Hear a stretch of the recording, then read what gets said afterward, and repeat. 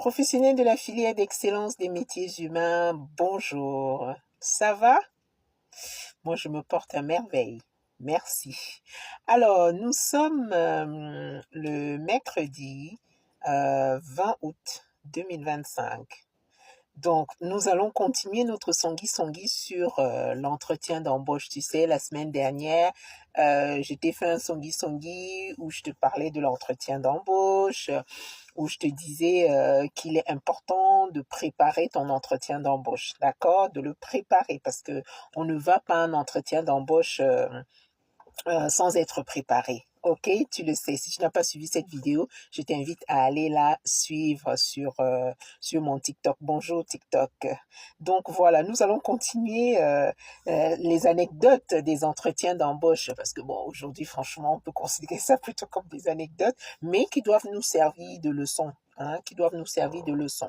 Nous allons apprendre. Il faut qu'on puisse apprendre à partir de ces anecdotes-là, de ces erreurs commises là sans le faire exprès, d'accord? Donc, je t'invite à aller suivre, car j'ai fait une série de vidéos sur ma chaîne YouTube. Je t'invite à aller suivre ces séries de vidéos-là sur l'entretien d'embauche pour une garde d'enfants à domicile chez le particulier employeur, quoi. Donc, voilà. Et tu peux t'en inspirer aussi, même pour un entretien en passant par une agence, par exemple. Tu as des agences, moi j'en connais, par exemple, je connais une agence que je ne vais pas citer ici, mais que je cite et que je donne lors de l'enseignement, lors de la formation, que je donne aux apprenants, aux stagiaires, parce qu'il y a des gens qui souhaitent travailler uniquement avec les agents. C'est pas tout le monde qui est à l'aise à pouvoir aller chercher du travail par soi-même. Tu en as qui, moi j'ai une copine par exemple, qui elle, voilà, elle a du mal. C'est pas elle n'est pas compétente, elle est compétente. C'est une collègue, hein, tu sais, c'est une collègue, une copine. Donc après.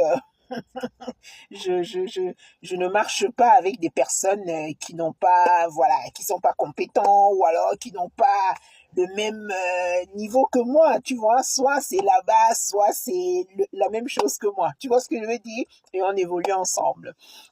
Donc, elle, c'est pas vraiment le problème d'entretien d'embauche. Là, c'est vraiment, c'est une bouchée de pain pour elle. Il n'y a pas de souci. Mais c'est que elle n'a pas l'habitude de pouvoir postuler par elle-même, passer par exemple par les sites où moi je passais quand je travaillais encore chez le particulier employeur pour trouver du travail, tu vois. Elle, c'est toujours par les agences. Tu sais, les agences de